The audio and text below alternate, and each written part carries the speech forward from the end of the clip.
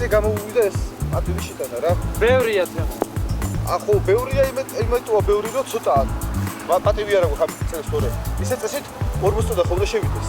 არა, თუ პატივი ყოფნის, კარგი ვარიანტია, მაგრამ თუ არა ყოფნის, ცოტა სლად შეიტანე, რომ ნაკვეთი დაფარულია.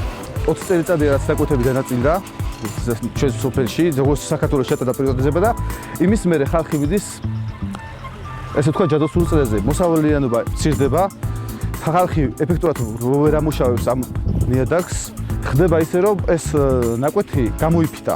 ანუ 20 წელი ამ ნაკვეთში არ შესულა არც სასუქი ნაკლებად, იმიტომ რომ ხალხს არ აქვს საშუალება რომ შეიტანოს სასუქი და არც ეს ნაკელი. ტრაქტორი არ აქვს რომ ვერ უდებს მუშები ხელით მუშაობენ, ეგ დროის ტრაქტორია თორე. პატივი სოფელში 10 წლის გაუტანენ პატივი და შემიძლია გამოვიტანო. რევერსული გუთნიანი ტრაქტორი გვინდა რომ ეს მოიხსნა სწრაფად, რაც შეიძლება რომ ეს პატივი გზემ არ დაწვეს. ესეთი მარტივი ტექნიკა, როგორც ჩვენ ამ ბოლო დროს კოოპერატივის საშუალებით მივიღეთ და სოფლის მეურნეობის სამინისტრომ გრანტის სახით კარგა გობაჟებინა და პოლონეთის საგარეო საქმეთა სამინისტრომ გადმოგვცა გრანტის სახით, შემოვიტანეთ ეს ტექნიკა და რაც გვეხმარება აი ამ პროცედურის შესრულებაში, რაც ნიშნავს ნიადაგში ჰუმუსის შექმნას. კოოპერატივის წექარა შექმნა 2013 წელს პოლონეთის საგარეო საქმეთა სამინისტროს დახმარებით. კოოპერატივის გადარჩენა მოხდა იქიდან, რომ ჩვენ ევროკავშირის ქვეყნების მიხედვით ხალხმა შეხედა და ნახეს, რომ კოოპერაციაში არის გამოსავალი. კოოპერატივმა მოგვცა ის, რომ ჩვენ ცალკე ადამიანი დამუშავების დროს ნაკვეთში ძნელია. კოოპერატივი როცა ჩამოვყალიბდით, ჩვენი ნაკვეთები გავაერთიანეთ და გაერთიანებული ნაკვეთების დამუშავება უფრო ხარჯებს ამცირებს და მოსავლის ხარისხს და მოსავლის რაოდენობას ამაღლებს.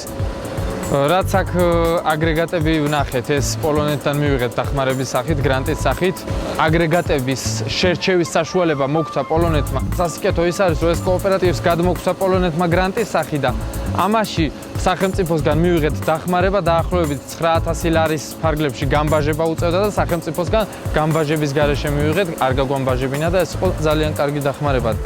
როცა ერთი კაცი მიდის და უბრალოდ მოელაპარაკებაზე ტრაქტორისტთან და ცალკე მიყავს ტრაქტორისტი, ხარჯი იწევს. სალიარკის და ჩვენი ამოცანა იყო, რომ გავერთიანეთ ახლა ეს ნაკვეთი არის კოოპერატივის წევრების 4 კაცის და ერთიანად შეგვაქვს. და თქვენ წარმოვიდგინეთ უკვე აქ თუ მოყავდა ჩვენ სავარაუდოდ ჰექტარზე ტონა-ნახევარი ხორბალი, ამ განაყოფიერების შემდეგ ჩვენ უნდა აქ ავიდეთ, სადღაც 4 ტონა-ნახევარ ხორბალზე პირველივე წელს და მე შევხედოთ. კოოპერატივების შესახებ კანონი როცა შემოვიდა, იქ წერია, რომ 2017 წლამდე საწყის ეტაპზე კოოპერატივებს მიეცემა ისეთი შეღავათი, რომ არ დავიბეგრებით არანაირ.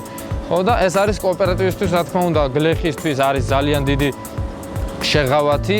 სასოფლო-სამეურნეო კოოპერატივი, რომელიც აწარმოებს პროდუქციას და პირველად წარმოებული პროდუქციას მიაწოდებს, აი პირველად წარმოებული პროდუქციის მიწოდების შედეგად მიღებული მოგებისაგან განთავისუფლებულია. ასევე განთავისუფლებულია სასოფლო-სამეურნეო კოოპერატივი გრანტის სახით მიღებული შემოსავლისაგან. კოოპერატივი კიდევ განთავისუფლებულია ქონების გადასახადისაგან, ქონებას, რომელიც სასოფლო-სამეურნეო საქმიანობაში იყენებს.